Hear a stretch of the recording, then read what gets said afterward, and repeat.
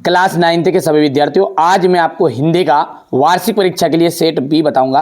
अच्छे से सोल्व करा रहा हूं, आप तो कंप्लीट करो, 100% इसी में से आने वाला है प्रश्न पूरे के पूरे। प्रयोगवाद के जनक माने जाते हैं अज्ञ। हिम्मत रंगिनी के रचनाकार कौन है? तो माखनलाल चतुर्वेदी। श्रृंगार रस का स्थायी भाव, देखिए श्रृंगार रस का स्थायी भाव होता है रति, ठीक है। आज बाजार किससे भरा पड़ा है? देखो बाजार जो ना विलासिता की सामग्रियों से भरा पड़ा है। लुटिया किस प्रकार का शब्द है? आंचलिक शब्द है। एकांकी में उमा पात्र की माँ का नाम क्या है? प्रेमा है। थल थल में बसता है तो शिव। चरण सरोज पखारन लागा में रूपक अलंकार है, ठीक है। रेल जो है वो एक विदेशी शब्द है।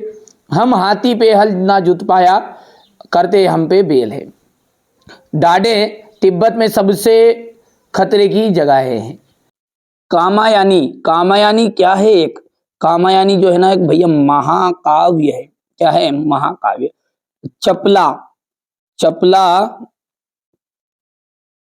तो चपला का जो मिलान करिएगा ना आप द्विवेदी युग से, चपला देवी, ठीक है, द्विवेदी युग। आकाश, आकाश का पर्यायवाची शब्द है नभ और गगन। गोपाल प्रसाद, गोपाल प्रसाद क्या थे? पेशे से वकील थे। प्रसिद्ध संत स्मरणकार, सबसे प्रसिद्ध संत स्मरणकार है महादेवी वर्मा।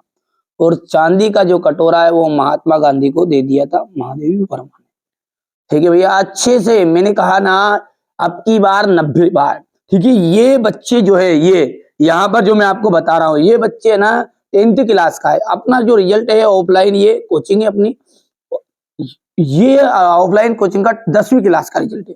अब 10वीं का है मतलब अब 9th में भी बना सकते हो।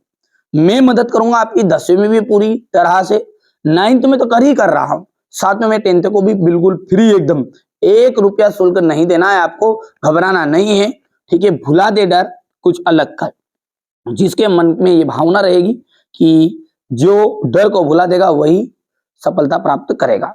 चलिए, छायावाद के जनक सुमित्रा नंदन पंत माने जाते हैं, तो ये हो जाएगा आपका असत्य।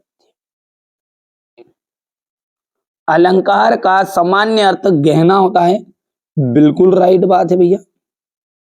विलासिता की जो सामग्री है वो बाजार में कम मिलती है, विलासिता की सामग्री बाजार में कम मिलती, तो ये आपकी बिल्कुल गलत बात है, क्योंकि भाई साहब पूरा जो बाजार है, मार्केट है, वो विलासिता से तो भरा पड़ा है।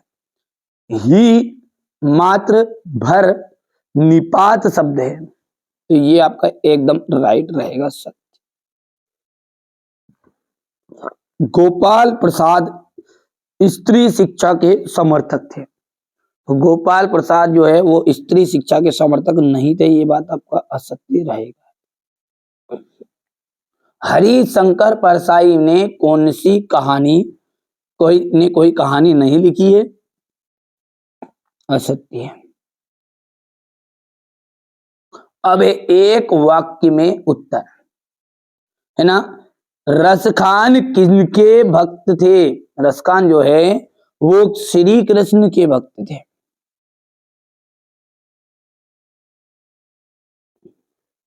संचारी भावों की संख्या कितनी मानी गई है ना? तो संचारी भावों की जो संख्या है वो 33 आज कौन सा जीवन दर्शन आ रहा है? उपभोक्तावाद।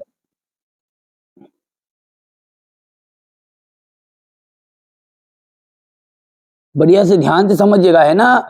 आधे से ज्यादा चीजें यहीं पे याद कराऊंगा और क्वेश्चन आंसर की पूरी जवाबदारी मेरी यहीं पे याद कराने की। चलिए, अंधकार शब्द का तद्भव क्या है? अंधकार का जो तद्भव रहेगा वो रहेगा अंधेरा। परदादी ने आधा लोटा पानी किसको पिलाया? चोर को। इसको चोर को। चिंतामणि किसकी रचना है? तो चिंतामणि है वो आपकी आचार्य रामचंद्र शुक्ल की है।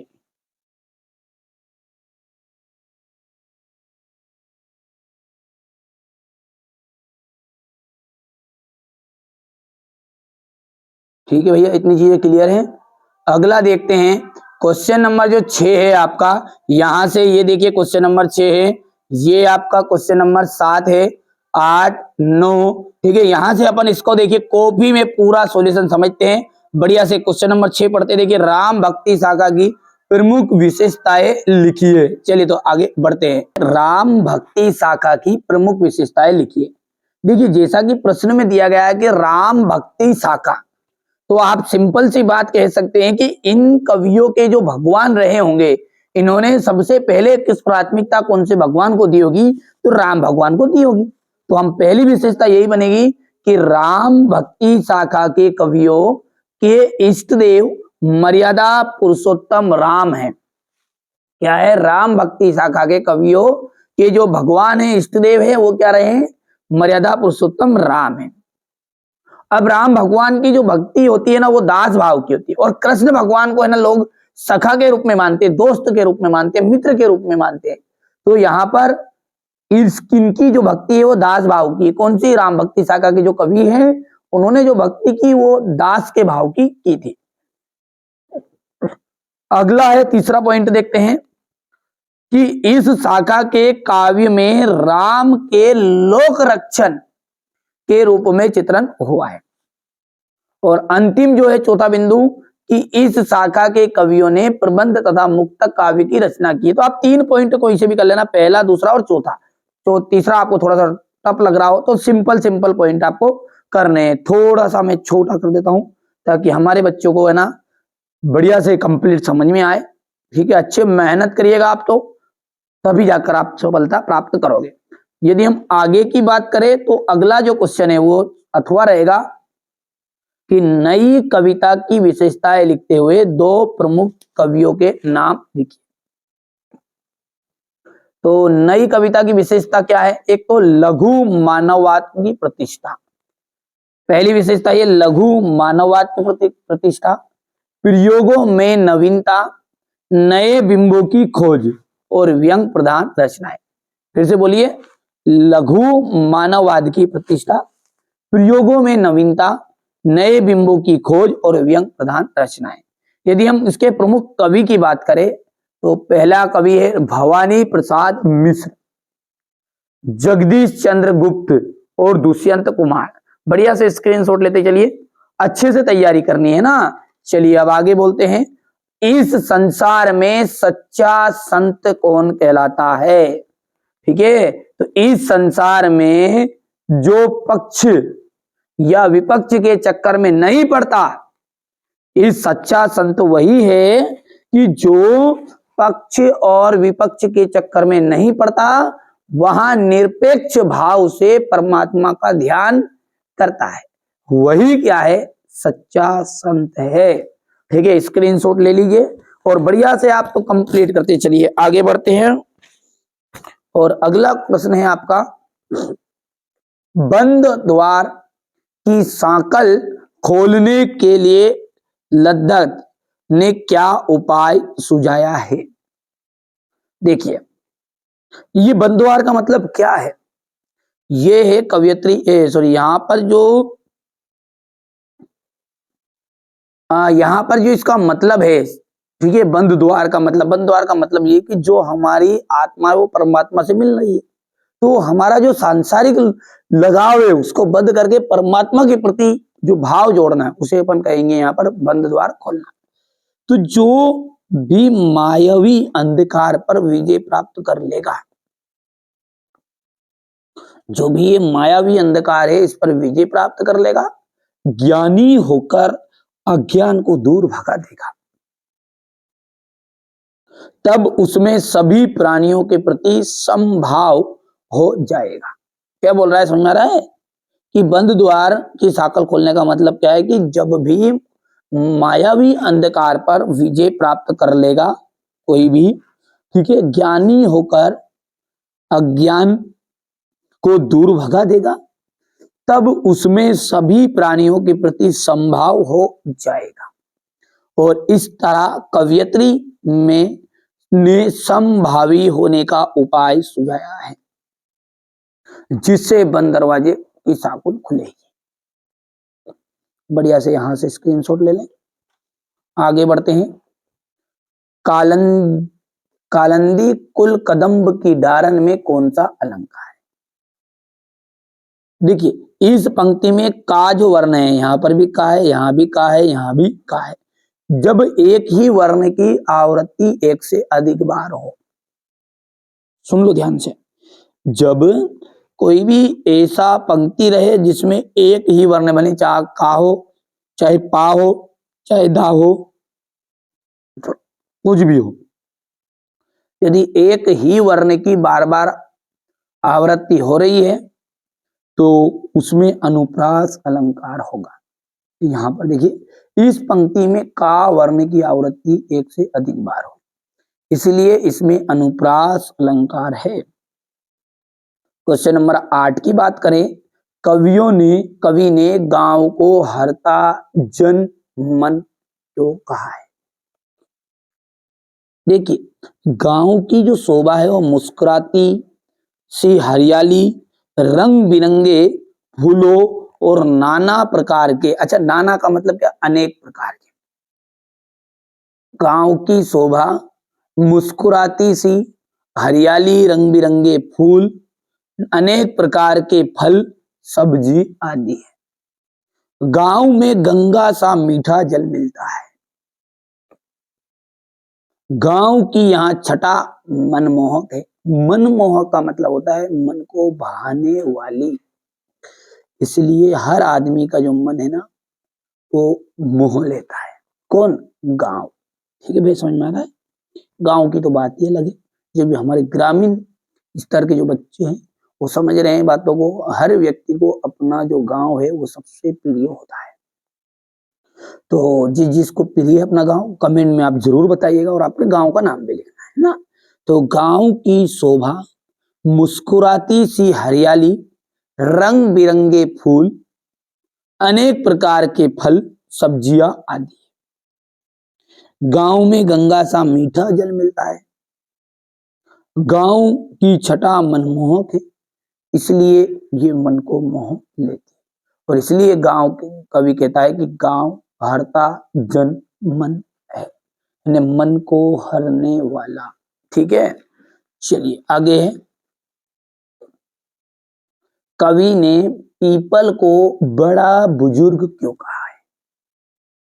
क्या बोल रहा है कि बड़ा बुजुर्ग क्यों है? और हम जानते हैं कि पीपल की जो आयु होती है ना बहुत ज्यादा होती है, मतलब पीपल की उम्र जो है वो लंबी है। क्या बोला है कि पीपल की जो उम्र होती है वो लंबी होती है, यानी हम कह सकते हैं कि पीपल लंबी आयु का होता है या होती है। भारतीय हिंदू समाज में तो लोग पीपल की पूजा करते हैं। ध्यान से समझिए, आप ध्यान से समझोगे ना तो आप अच्छी मेहनत करोगे, और अच्छी मेहनत यदि कर पाओगे तो अच्छी सफलता मिलेगी। यदि आप वास्तव में चाहते हैं अब की बार 90 पार, इस उद्देश्य से आप पढ़ाई कर रहे हैं ना, तो इन बच्चों की तरह आप भी परसेंटेज बना सकते हैं। ये 10th क्लास का रिजल्ट, 9th का नहीं है। ठीक है, जब 10th क्लास में बोर्ड में इतनी परसेंटेज अपन बनवा सकते हैं, अच्छी मेहनत करोगे तो बिल्कुल मैं आपके साथ हूं। आप 9th में हो इस समय, घबराइए मत, 9th भी पास कराएंगे, साथ में 10th में आपको फ्री, एकदम फ्री, किसी को 1 रुपया शुल्क किसी को नहीं देना है। ठीक है, चलिए तो यहां से देखिएगा कि क्या बोल रहे हैं कि पीपल की जो आयु होती है वो लंबी होती है। भारतीय हिंदू समाज में तो इसकी पूजा होती है। बहुत से लोग तो इसे जल चढ़ाते हैं। पीपल क्या करता है? वातावरण को शुद्ध करता है। वैज्ञानिक तरीके से पीपल क्या है? वातावरण को शुद्ध करता है, प्राण वायु प्रदान कराता है ना, ऑक्सीजन गैस हमें प्रदान कराता है। और इन्हीं सब कारण से उसे हम बड़ा बुजुर्ग कहते हैं। ठीक है, तो यहां से बढ़िया से स्क्रीनशॉट लो। हो गया। अगला है सुमित्रा नंदन पंत के भाव सौंदर्य की 2 विशेषताएं बताइए। तो पहला है प्रकृति चित्रण। ठीक है, पहला क्या है आपका? प्रकृति चित्रण। तो प्रकृति के अनन्य चितेरे सुमित्रा नंदन पंत के काव्य में प्रकृति प्रेम विशेष से परिलक्षित होता है। नंबर 2 है, इनकी विशेषता क्या है? रहस्य भावना। पंत जी ने रहस्यवाद के द्वारा अपनी आंतरिक भावनाओं को व्यक्त किया है। आगे बढ़ते बढ़िया से आप कंप्लीट करिएगा, कोई ज्यादा कठिन नहीं है, एक या दो बार पढ़ोगे तो याद भी हो जाएगा। अगला प्रश्न जो है, हर एक बच्चा जानता है महाकाव्य और खंड काव्य में अंतर। वैसे महाकाव्य और खंड काव्य बहुत ही सिंपल है। ठीक है, महाकाव्य का मैं सीधा सा उदाहरण बताऊं। एक तरफ है रामचरितमानस। रामचरितमानस क्या है? भगवान राम का जन्म कब हुआ, उनकी शादी किससे हुई, फिर उन्होंने वनवास क्यों लिया, फिर भाई साहब उन्हें, ठीक है, उन्होंने वापस सीता जी को, रावण को मारने के बाद में फिर से सीता जी को क्यों छोड़ दिया, वन में क्यों भटकने के लिए छोड़ दिया, उनके पुत्र कौन थे, ये सारा उनके जीवन में जो गाथा गाई गई वो कहलाई आपकी महाकाव्य। अब खंड काव्य क्या है? उसी रामचरितमानस में से यदि हम कह दे कि जानकी मंगल, यानी भगवान राम और सीता जी की जो शादी है उसका यदि चित्रण करते हैं केवल उस हिस्से का, तो वो कहलाता है आपका खंड काव्य। ठीक है, समझ में आ रहा है? बात नहीं आ रहा है ना? और तो महाकाव्य में क्या होता है? संपूर्ण जीवन का चित्रण होता है। किसका होता है? पूरे जीवन का चित्रण। खंड काव्य में क्या होगा? जीवन की किसी एक घटना का चित्रण होगा। कोई सी भी घटना उठा लो, धनुष तोड़ना, भगवान राम और सीता जी की शादी, जानकी मंगल बोल सकते। भगवान शंकर जो है और माता पार्वती ने पार्वती मंगल, ये जो है ये आपके खंड काव्य है। और रामचरितमानस हो गया हमारा, कामयानी हो गया, ये आपका महाकाव्य। अब जब महाकाव्य है, हेडिंग से याद रखो, कोई ज्यादा पढ़ने की जरूरत नहीं है। चलिए थोड़ा सा अपन है ना इसको इस पेज में समझा देता हूं मैं आपको, ताकि आपको अच्छे से समझ में आ जाएगा। चलिए यहां से देख सकते हैं अपन है ना, ट्रिक के द्वारा याद भी रखेंगे ताकि आपको जीवन भर भी याद रहे। यहां से देखिए, महाकाव्य, पहला वर्ड क्या है आपका यहां पर? महाकाव्य। खंड काव्य, सबसे पहली चीज है इसमें संपूर्ण जीवन है, और इसमें कोई भी एक घटना है जीवन की। अब यहां से पकड़िए, संपूर्ण जीवन है तो भाई साहब याद रखने की ट्रिक भी बता रहा हूं, देख लीजिए ध्यान से।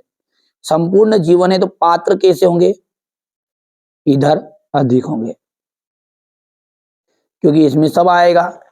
भगवान राम के पिताजी भी आएंगे, साफ पिताजी आ गए, फिर राम भगवान आ गए, उनके भाई आ गए, उनके गुरुदेव आ गए, अहिल्या आ गई, ठीक है, फिर भगवान राम का विवाह हो गया, सीता जी आ गई, उनकी सखी आ गई, समझ रहे हो बात को? हनुमान जी आए, सुग्रीव आए, बाली आए। और यदि हम जानकी मंगल करें तो इसमें केवल भगवान राम और सखा, तो उसकी सीता जी और लक्ष्मण का इनका प्रस्ताव वो रहेगा, ठीक है, विवरण। तो इसमें पात्र अधिक होंगे और इसमें पात्र कम होंगे। अब जब पात्र अधिक है, पूरा जीवन है, तो आकार की बात करें आपकी, आकार, आकार कैसा होगा इसका? बड़ा होगा। थोड़ा समझिए, आपके दिमाग से सोचिए, अंतर ऑटोमेटिकली। जब आकार बड़ा होगा तो इसका आकार कैसा होगा? छोटा होगा। 3 पॉइंट हो चुके। महाकाव्य में संपूर्ण जीवन का चित्रण होता है, खंड काव्य में किसी भी एक घटना का चित्रण होता है। महाकाव्य में पात्र अधिक होते हैं, खंड काव्य में पात्र कम होते हैं। इसका आकार बड़ा होता है, इसका आकार छोटा होता है। इसमें अब महाकाव्य किन पर लिखा जाता है? जिसे भगवान राम पर लिखा है, तो भगवान राम क्या होना चाहिए? महान होना चाहिए। तो हम बोल सकते हैं इसमें नायक, इसमें नायक महान होना आवश्यक है, और इसमें ऐसा जरूरी नहीं है। ठीक है, पांचवा जो है, ठीक है, पांचवा जो रहेगा उदाहरण में दे देंगे हम। उदाहरण हो गया यहां पर रामचरित मानस। यहां पर देखिए उदाहरण इसका जाएगा जानकी मंगल, जानकी मंगल, ठीक है। तो ये मैंने आपको बताया है महाकाव्य और खंड काव्य में अंतर, यहां से आप देख सकते हैं ना। कि महाकाव्य में संपूर्ण जीवन का चित्रण है, तो खंड काव्य में किसी भी एक घटना का चित्रण है। अगला क्या है आपका, इसमें पात्रों की संख्या अधिक है तो इसमें पात्रों की संख्या कम है, इसका आकार बड़ा है तो इसका आकार छोटा है। महाकाव्य में नायक का महान होना आवश्यक है और इसमें ऐसा जरूरी नहीं है। उदाहरण आप देख सकते हैं रामचरितमानस और जानकी मंगल। स्क्रीनशॉट लो बराबर बढ़िया से, हो गया, यहां से देख लीजिए, है ना। अब यहां पर आगे बात करते हैं अपन, तो है रौद्र रस। रौद्र का मतलब होगा कि क्रोध आना, गुस्सा आना। रौद्र क्या है कि जब किसी के अपमानजनक व्यवहार के कारण, कोई आपका बार बार अपमान कर रहा है और अपमानजनक व्यवहार के कारण या कोई भी अपने पे अत्याचार कर रहा है, उसके कारण हृदय में क्रोध का भाव उत्पन्न हो जाता है। और जब क्रोध का भाव उत्पन्न हो जाए तो आप समझ जाइए कि वहां रौद्र रस है। कौन सा रस है? रौद्र रस। तो जब किसी के अपमानजनक व्यवहार के कारण या अत्याचार के कारण हृदय में क्रोध का भाव उत्पन्न हो जाता है, वहां रौद्र रस होता है। उदाहरण क्या है आपका? उदाहरण है आपका श्री कृष्ण के सुन वचन, अर्जुन क्रोध से जलने लगे, सब शोक अपना भूल कर तल युगल मलने लगे। ठीक है, श्री कृष्ण के वचन सुनकर अर्जुन जो है ना वो क्रोध से जलने लगे थे, क्योंकि भगवान कृष्ण ने अर्जुन को फिर क्या किया, थोड़ा सा उनका अपमान कर दिया था। सब शोक भूलकर अपना, भगवान कृष्ण ने कहा क्या तुम नपुंसक हो, ठीक है, तुम मर्द नहीं हो, इसका मतलब है तुम नपुंसक हो। तुम्हें कोई युद्ध क्षेत्र में पुकार रहा है, ठीक है, तुम्हारे घर में आकर घुसकर अब तुम्हें चेतावनी दे रहा है युद्ध के लिए, और तुम अभी भी सोच रहे हो कि मैं नहीं लड़ूंगा, तो भगवान ने कुछ उनका अपमान किया। तो ऐसे वचन सुनकर क्रोध से अर्जुन जलने लगे थे और सब शोक भूलकर अपनी जो पीड़ा थी उन्हें, कि मेरे परिवार के हैं, मेरे नहीं, ठीक है, बड़े भाई है ये, तो ये सब शोक अपना भूलकर करतल युगल मलने लगे थे। अच्छा, यह संसार अब हमारे शत्रु रन में मृत पड़े, करते हुए यह घोषणा वे हो गए उठकर खड़े। तो ये आपका क्या है, रौद्र रस का उदाहरण है। यहां से बढ़िया से कंप्लीट करिएगा रौद्र रस को। इसके बाद में ये उदाहरण है। अगला है आपका क्वेश्चन, यमक अलंकार की परिभाषा आपको देनी है, उदाहरण सहित देनी। तो यमक अलंकार, जहां पर एक ही शब्द बार बार आए, जहां पर एक ही शब्द बार बार आए वहां आपका यमक अलंकार होता है, लेकिन हर बार उसका अर्थ भिन्न भिन्न हो। देखिए, जहां पर एक ही शब्द बार बार आए लेकिन हर बार उसका अर्थ अलग अलग हो, वहां आपका यमक अलंकार होता है। कनक कनक से ते सो मादकता अधिकाई, या खाए बोराई जग वा पाए बोराई। तो कनक कनक ते सो मदकता अधिकाई, एक कनक का अर्थ मतलब है धतूरा है और एक कनक का मतलब है कि सोना। तो इन दोनों को पाकर मनुष्य जो है वो मादकता है ना, मद में चूर हो जाता है। या खाए, धतूरे को खाने पर जग बोरा जाता है, मनुष्य बोरा जाता है, और सोने को पाकर भी व्यक्ति अहंकार में चूर हो जाता है। तो समझ में आया आपको कि लेकिन एक ही शब्द के दो अलग अलग अर्थ हो और एक ही शब्द बार बार आए, तो वहां पर आपका यमक अलंकार होगा। आगे की बात करें, अब सवेया छंद की परिभाषा आपको उदाहरण सहित देनी। तो देखिए, सवेया छंद क्या है कि सवेया एक वार्णिक छंद है। क्या है सवेया? एक वार्णिक छंद है, ठीक है, इसमें वर्ण गिने जाते हैं ना कि मात्रा, ठीक है। सवेया छंद एक वार्णिक छंद है, इसमें क्या गिने जाते हैं, 22 वर्णों से लेकर 26 वर्ण होते हैं। कितने? 22 से लेकर 26 वर्ण होते हैं। और यहाँ आपका सवैया छंद कहलाता है। बहुत ही सिंपल उदाहरण दूंगा आपको। देखिए यहां से ध्यान से देखिएगा कि उदाहरण क्या है, ध्यान से समझिएगा। सवैया छंद वास्तव में क्या है कि वार्णिक छंद है, केवल वर्ण गिनेंगे और इसमें 22 वर्णों से लेकर 26 वर्ण होते हैं, सवैया छंद कहलाता है। देखिए उदाहरण, माने नहीं अपमान कहो यहाँ, माने नहीं अपमान कहो यहाँ, याद दिला करे माने मिले जो, अरे कीमत जान नहीं सकता यदि मुक्त कहीं पर दाने मिले जो। ठीक है, यहां पर क्या है, मान नहीं अपमान कहो यहाँ, याद दिला करे मान मिले जो, कीमत जान नहीं सकता यदि मुफ्त कहीं पर दान मिले जो। ठीक है, याद रहे वहां सीख तभी तक, याद रहे वहां सीख तभी तक, हाथ किताब जुबान मिले जो, और पाकर भूल नहीं सकता नर, खाकर ठोकर ज्ञान मिले जो। थोड़ा सा तबीयत क्या है, गड़बड़ है और वैसे मेरी धुन ताल नहीं मिलती है, पर एक मैंने गा के बता दिया आपको किस तरीके से आप करना है ना, घबराना नहीं है ना, शर्म करने की कोई आवश्यकता नहीं है। पर ये आप टूटली फुटली आवाज हो, चाहे आपका स्पीकर फटा हो जैसे मेरा है, ठीक है, गला फट जाए, लेकिन आप अच्छे से धुन में गाइएगा ना, कि माने नहीं अपमान कहो यहाँ, अरे याद दिला करे माने मिले जो, कीमत जाने नहीं सकता यदि मुक्त कहीं पर दाने मिले जो, याद रहे वहां सीख तभी तक, हाथ किताबे जुबाने मिले जो, अरे पाकर भूल नहीं सकता यदि मुक्त के, पाकर भूल नहीं सकता नर, खाकर ठोकर ज्ञाने मिले जो।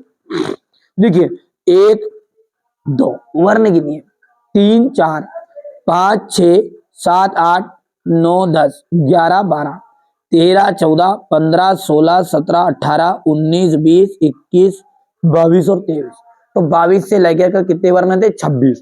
ठीक है, यहां से आपको ये सवैया छंद का उदाहरण आपको बढ़िया से ध्यान से लिखना है। उदाहरण देख लीजिएगा, समझ में आया आपको? ये 4 उदाहरण है, पर चारों के आप लिख सकते हैं जो आपको जमे। देखिए अगला जो प्रश्न है वो नाटक और एकांकी में अंतर। देखिए नाटक और एकांकी क्या है, ध्यान से समझिएगा आप, है ना। नाटक क्या है वास्तव में, नाटक जो है ना वो आपका एपिसोड समझ लीजिए। ठीक है, अपन टीवी में देखते हैं, कुछ भी ले लो आप, कोई सा भी उदाहरण ले लो, जैसे आपने दिया और बाती, वो भी क्या है, आपकी एक नाटक है। अंधेर नगरी, वो भी आपकी एक क्या नाटक है। अंधा युग नाटक है। और यदि हम दीपदान समझते हैं, कोई आता ना दीपदान, एक घूट, अभी तो आजकल तो थोड़ा सा बंद हो गया टीवी में, पहले आया करता था, उस चैनलों पर आता है, जो केवल एक ही दिन आती है और एक ही एपिसोड में खत्म हो जाती है। ध्यान से समझिएगा आप तो बात को, कि जो एक ही एपिसोड में खत्म हो जाए उसे हम कहेंगे एकांकी, और जिसके एपिसोड चलते ही रहे, पिछले एपिसोड में आपने ये देखा गोपी के साथ ये हो गया था, ठीक है, तो संध्या के साथ ये हो गया था, कोई सही आपका नई नई तरह की चल रही नाटक हो, ठीक है, तो ये क्या है, ये नाटक है। तो नाटक में सीधी सी बात है, कितने एपिसोड होते हैं, बहुत सारे एपिसोड होते हैं। तो एपिसोड को हम यदि हिंदी में कहे तो उसे कहा जाता है आपको अंक, और एकांकी जो है उसमें आपका एक अंक होता है। ठीक है, नाटक में अनेक अंक होते हैं और एकांकी में एक अंक होता है। नाटक जो है वो दृश्य काव्य का विस्तृत रूप है। दृश्य काव्य मतलब है कि बड़ा रूप, सिंपल सी बात है, ये भी दिखाता है, दिखाया जाता है रंगमंच पर, और ये भी दिखाया जाता है, लेकिन ये बड़ा है। क्यों बड़ा है, समझ में आ रहा है आपको? क्योंकि इसमें भाई साहब अनेक एपिसोड है, तो इसमें दृश्य क्या है, विस्तृत रूप मिलेगा, और इसमें छोटा रूप रहेगा। इसमें इसमें समय स्थान घटना पर विशेष बल नहीं दिया जाता। ध्यान समझिए आप, तो क्यों नहीं दिया जाता, क्योंकि नाटक में बहुत सारे एपिसोड है, आज नहीं तो कल कई का व्यक्ति देखेगा, 10 बजे रात को भी आ जाए, 12 बजे रात को भी आ जाए, तो ये क्या है, इसमें समय का, स्थान का, घटना का विशेष महत्व तो नहीं रहता है, लेकिन इधर देना पड़ेगा, क्योंकि एक तो एपिसोड, और एक ही एपिसोड में यदि नहीं देख पाए तो खत्म। तो इसलिए इसको ऐसी जगहों पर ऐसे समय पर दिया जाता है ताकि छुट्टी रहे, ऐसी चीजों पर इसको प्रसारण किया जाता है। तो इसमें समय, स्थान और घटना पर विशेष बल दिया जाता है। इसमें प्रस्तुत कथा के साथ साथ गौण कथा भी जुड़ी रहती है। अच्छा, प्रस्तुत कथा क्या है? जो मेन कथा है ना उसके साथ साथ और घटना जोड़ दी जाएगी। अच्छा, संध्या और ये जैसे मान के चलो कोई सा भी एग्जाम्पल ले लो, बार बार एक ही शब्द का यूज नहीं कर रहे अपन, दूसरा कोई से ले लो। कोई नाटक में क्या हुआ है कि कोई नायक नायिका है, जैसे जिसको नाटक में जो मेन आदमी रहते हैं, ठीक है, उनका कहीं का भाग है, तो उसमें उनके साथ वो जब घूमने जाएंगे तो वो घटना जोड़ देंगे। फिर उसके बाद में उनका एक्सीडेंट हो गया, क्या अब वो जीवित हो पाएगा, क्या होगा आगे देखेगा, अगले एपिसोड में देखेगा। तो इसमें क्या रहता है, प्रस्तुत कथा के साथ साथ फालतू चीजें ना गौण कथा भी जोड़ जाती, लेकिन इसमें एक ही कथा होती है। इसका आकार जो होता है नाटक का, सिंपल सी बात है, बड़ा रहेगा, ठीक है, इसका आकार छोटा रहेगा।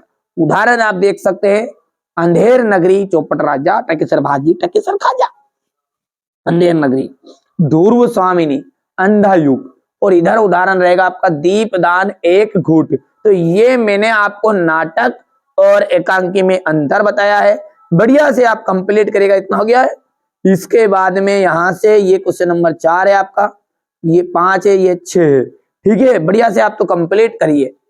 अब अगला जो प्रश्न है आपका वो है रेखा चित्र किसे कहते हैं। चलिए इसको समझते हैं। देखिए रेखा चित्र वास्तव में क्या है, एक तरह का ये क्या है, कहानी के जैसा ही हिंदी साहित्य का एक रूप है। क्या है, ध्यान से समझिए मैं जो बातें बता रहा हूं, कि रेखा चित्र भी क्या है, कहानी के जैसा ही एक तरह का हिंदी साहित्य का एक रूप है। यहां नाम अंग्रेजी के स्केच स्केच शब्द की नापतोल पर गढ़ा गया है, जिसे हम साहित्य में जिसे हम रेखा चित्र कहते हैं। उसमें क्या होता है, कम से कम शब्दों में कलात्मक ढंग से कोई भी वस्तु हो, कोई भी व्यक्ति हो, उसका अंकन किया जाता है, उसका चित्रण किया जाता है। कोई भी व्यक्ति हो, वस्तु हो या कोई भी घटना हो, उसका सुव्यवस्थित अंकन किया जाता है, ठीक है। इसमें साधन शब्द नहीं, रेखाएं नहीं, ठीक है, इसमें साधन शब्द है, रेखाएं नहीं, इसलिए इसे शब्द चित्र भी कहते हैं। रेखा चित्र का क्या नाम है, शब्द चित्र रहता है। यानी हम कह सकते हैं कि रेखा चित्र जो है अंग्रेजी में स्केच इसे कहते हैं। कोई किसी भी पात्र या चित्रात्मक वस्तु का सुव्यवस्थित और आकर्षक ढंग से प्रस्तुतिकरण करना। इसमें जब रहता है ना तो व्यक्ति को ऐसा रहता है जैसी बात कोई सी घटना में दोहरा रहा हूं, तो ऐसा रहेगा जैसे हुबहू वहीं पे, ठीक है, उसका अंकन किया गया हो, उसका चित्र हमारे सामने आ जाता है। जैसे मैंने कहा कि ठीक है वर्ल्ड कप, अब जैसे वर्ल्ड कप कहेगा तो आपके सामने चित्र आ जाएगा कि इस साल का जो वर्ल्ड कप हुआ था किस तरीके से हुआ था। तो समझ में आ रहा है आपको। तो रेखा चित्र को हम अंग्रेजी में क्या कहते हैं, स्केच कहते हैं, ठीक है। किसी पात्र या चित्रात्मक वस्तु का सुव्यवस्थित, स्पष्ट और आकर्षक ढंग से प्रस्तुतिकरण करना ही रेखा चित्र कहलाता है। अगला है महादेवी वर्मा की भाषा शैली की विशेषताएं बताइए। महादेवी वर्मा की जो भाषा है वो क्या है, महादेवी वर्मा की जो भाषा है वो संस्कृत, ठीक है, संस्कृत गर्भित शुद्ध साहित्य खड़ी बोली है। क्या है इनकी भाषा, संस्कृत सुस्पष्ट साहित्य खड़ी बोली है। इनकी भाषा में सरलता का प्रभाव होता है। शैली की यदि हम बात करें तो भावात्मक शैली और वर्णात्मक शैली इनकी शैली की प्रधानता है। महादेवी जी भाव प्रधान स्थलों पर इस शैली का प्रयोग किया है। महादेवी वर्मा ने क्या किया है कि स्थलों, भाव प्रधान शैली पे इसका प्रयोग किया है, भाव प्रधान स्थलों पर। वर्णात्मक, किसी घटना के वर्णन में इस शैली को अपनाया गया है। तो थोड़ा सा मैं छोटा कर देता हूं ताकि आपको कोई दिक्कत ना हो। अच्छे से आप तो स्क्रीनशॉट लो, मेहनत करो। जो बच्चा मेहनत करेगा ना, सफलता उसके कदमों में होगी। एक बात आप जीवन में अच्छी तरह से ध्यान रखिए, भुला दे डर कुछ अलग कर, ठीक है, भुला दे डर कुछ अलग कर। समझ लो बात को, बहुत गहराई की बात है। आप जब तक डर को नहीं भुलाओगे, आप कुछ अलग जमाने में नहीं कर पाओगे। ठीक है, तो इसलिए मेहनत करिएगा और कोई भी चीजों में, ठीक है, डरना नहीं है। किसी बात का डर नहीं कि नहीं हमारा 9th क्लास में क्या होगा, कि हम 10th में आएंगे तो क्या होगा। ठीक है, तो घबराइए मत, मैं आपके साथ हूँ। ठीक है, आपका और हमारा संबंध भले ही इस मोबाइल से हो रहा है, लेकिन जो भावना है ना, वो आपको आहत कर रही है। ठीक है, जो बातें हैं वो आपके मन में, विचारों में ठीक है एक जगह बना रही है।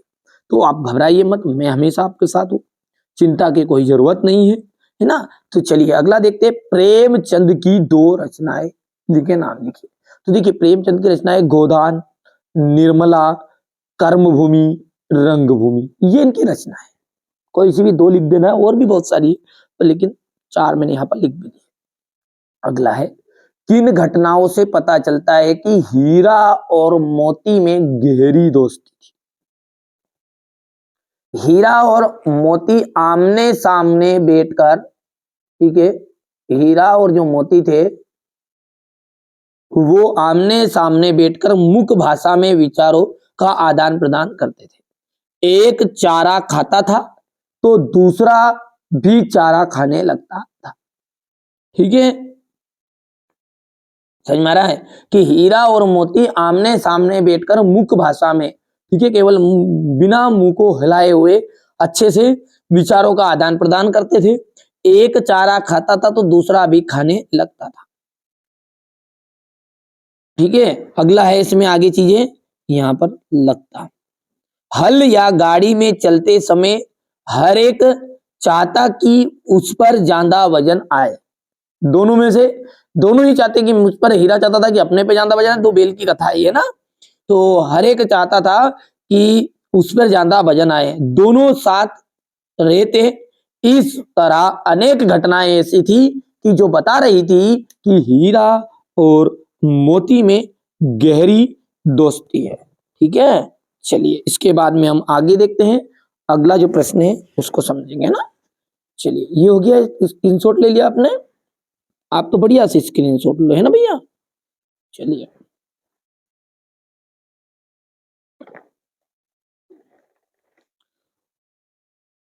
अगला है, प्रस्तुत यात्रा के आधार पर बताइए, प्रस्तुत यात्रा के आधार पर बताइए कि उस समय का तिब्बती समाज कैसा था। ठीक है, प्रस्तुत यात्रा वृतांत के आधार पर हम कह सकते हैं कि उस समय के तिब्बती समाज में कई अच्छाइयां थी। तो वहां जाति पाति का कोई भेदभाव नहीं था, बहुत सारी उसमें अच्छाइयां थी, जाति पाति का कोई भेदभाव नहीं था, छुआछूत जैसी सामाजिक बीमारी भी वहां नहीं थी, स्त्रियां पर्दा भी नहीं करती थी। उस समय यहाँ बहुत खराब आदत थी, ठीक है, कि वे शाम को छड़ पीकर अपने होश हवास खो बैठते थे, दारू पी के। ये एक खराब आदत थी, बाकी सब समाज अच्छा था। ठीक है, तो यहां से आप बढ़िया से इसका स्क्रीनशॉट लीजिए और अच्छे से कंप्लीट करिएगा, ये हो गया इतना।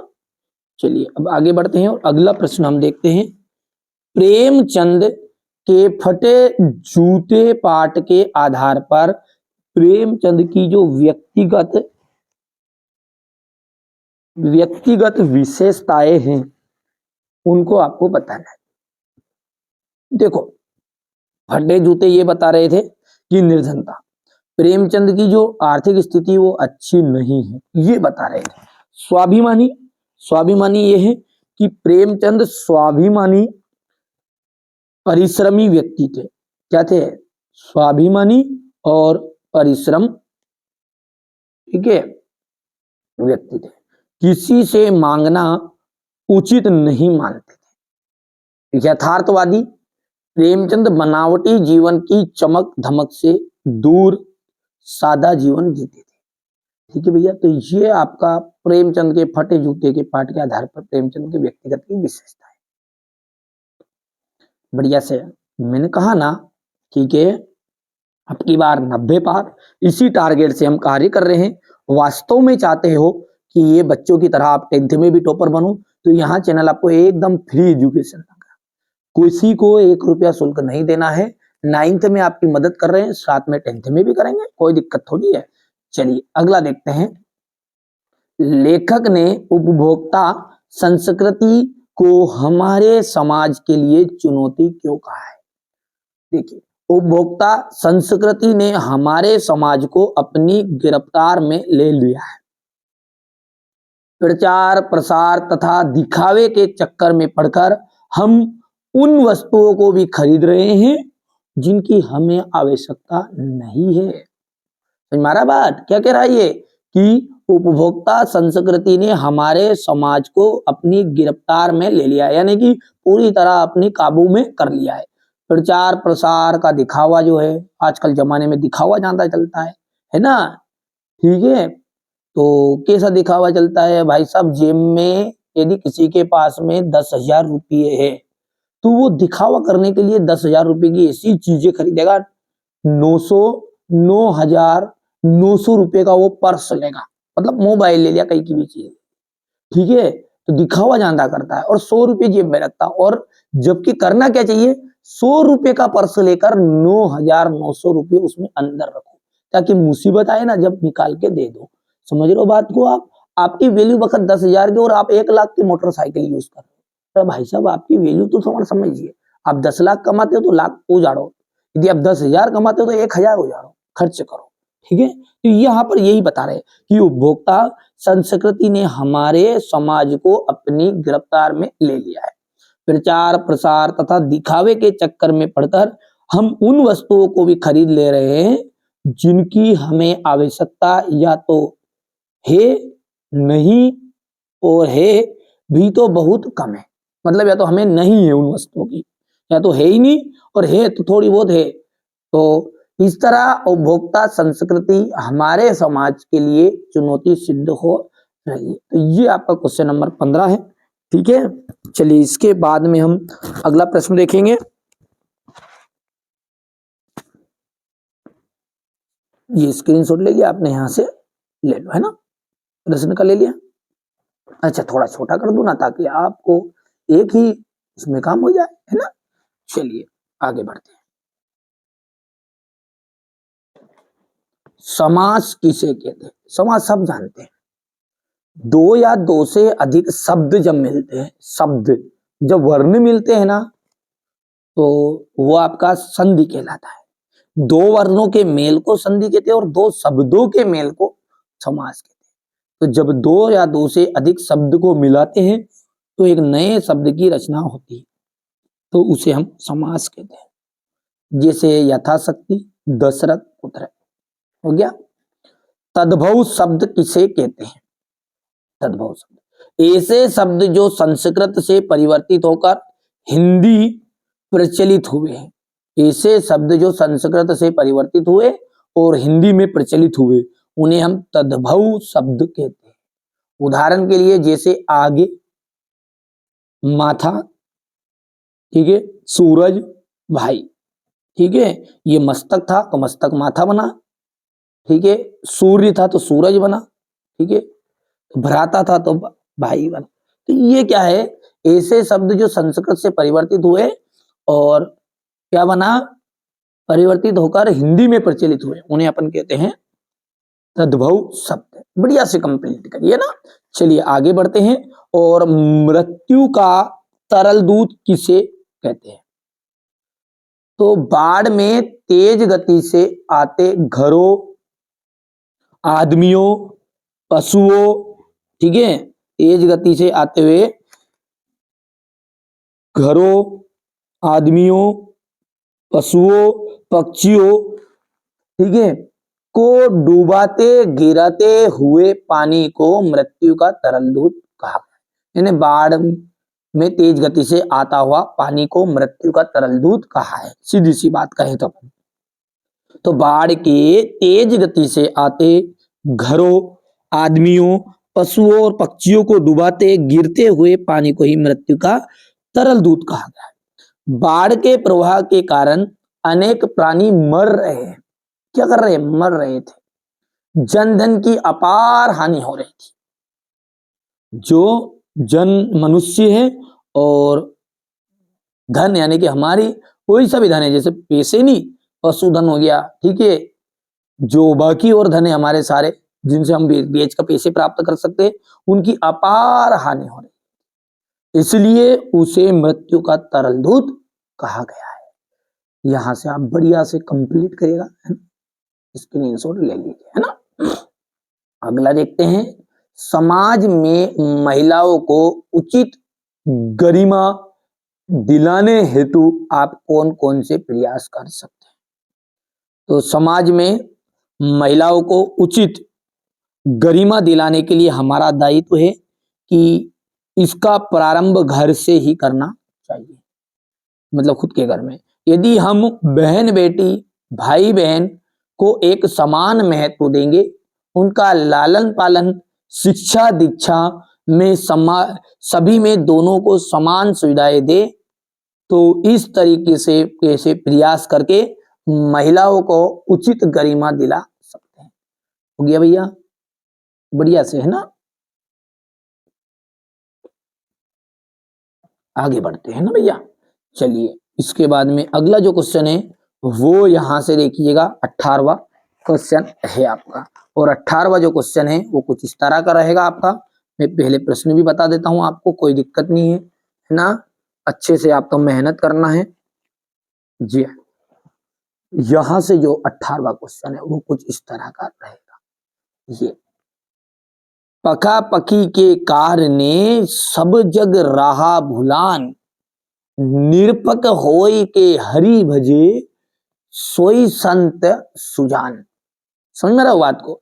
पखा पखी के कार ने सब जग रहा भुलान, निरपक होय के हरि भजे सोई संत सुजान। यानी कि देखिए, पहले व्याख्या समझिए थोड़ा सा, भावार्थ बोलते हैं अपन इसको। कवि कहते हैं कि इस जगत में सभी प्राणी पक्ष और प्रतिपक्ष के चक्कर में भ्रमित हो रहे हैं।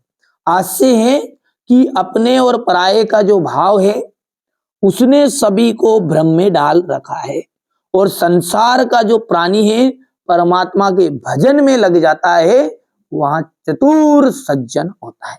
तो यहां से आपका ये संदर्भ है, वहां से अपने स्क्रीनशॉट भी ले लिया होगा, कोई दिक्कत नहीं है। नहीं लिया है तो स्क्रीनशॉट ले लेना और कंप्लीट कर लेना। ये क्वेश्चन नंबर संदर्भ हो गया। इसके बाद में ये प्रसंग है और ये रहा आपका अंतिम भावार्थ। अगला देखते हैं, और अगला जो है, काली तो रजनी भी काली, ठीक है। यहां से देखिएगा, ये आपका क्वेश्चन 18 का अथवा, काली तो रजनी भी काली, शासन की करनी भी काली, मेरी काल कोठारी कोटरी काली, टोपी काली कमली काली, मेरी लोह श्रृंखला काली, पहरे की हुंकती की व्याली, किस पर है गाली ये आली। ठीक है, यहां से आप 18वें का अथवा भी ले लीजिए स्क्रीनशॉट, और ये 19वां का भी स्क्रीनशॉट आप ले लेना, है ना, क्योंकि एक साथ अपन इनका सॉल्यूशन में आपको प्रोवाइड करा दूंगा। देखिए क्या बोल रहा है, कवि कहते हैं कि कोयल तुम्हारा रंग भी काला है, रात का भी काली है, इस शासन के काम भी काले हैं, ठीक है, जिस कोठरी में रह रहा हूं वहां भी तो काली है, मेरे हाथों में जो लोहे की जंजीर पड़ी है वो भी काले रंग की है, हम शांत हैं फिर भी है, सखी हमें बुरी बुरी गालियां दी जाती है, इस तरह सभी और कष्टों का अंधकार, सभी और कष्टों का अंधकार छाया है। तो ये आपका यहां से क्वेश्चन नंबर 18, ये आपका संदर्भ है, ये आपका प्रसंग रहेगा और ये आपका भावार्थ रहेगा, है ना। यहां से आप देख सकते हैं ना, बढ़िया से कंप्लीट करें। अब इसके बाद में हमारा जो अगला है, संदर्भ प्रसंग व्याख्या बताना है। मैंने जो अपने पेपर में आपको बता भी दिया है, ये तो यहां से आप बढ़िया से कंप्लीट करना है। ये हो गया क्वेश्चन नंबर 19, हो गया, ये प्रसंग हो गया है, ये आपकी व्याख्या हो गई। क्वेश्चन नंबर यदि हम 19 के अथवा की बात करें तो 19 का जो अथवा है वो भी आपका कुछ इस तरह का रहेगा, थोड़ा सा देख लेते हैं उन्हें भी।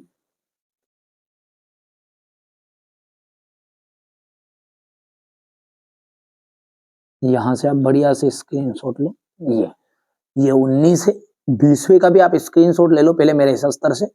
ये आपका 21 रहेगा, ये इसका अथवा, ये 22 और ये अंतिम जो है आपका वो 23 रहेगा। चलिए अब अपन इसका सॉल्यूशन अच्छे से देख लेते हैं, यहाँ तक का है ना। तो यहां से अपन देखते हैं और ये क्वेश्चन नंबर आपका 19 थोड़ा छोटा कर दूं ना ताकि आपको कोई कठिनाई ना हो। हो गया संदर्भ।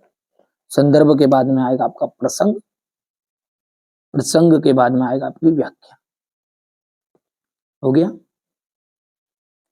इसके बाद में यहां से क्वेश्चन नंबर 20 आपका,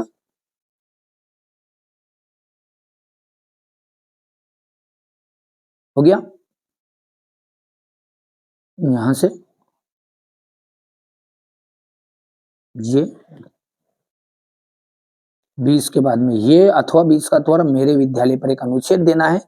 देखिए अनुच्छेद का मतलब है आपके मन में जो भावनाएं आए ना कि मेरा विद्यालय है, तो मेरा विद्यालय नगर का सबसे अच्छा विद्यालय है, यहाँ बहुत पुराना होने के साथ साथ बहुत अच्छा शिक्षा का केंद्र भी है।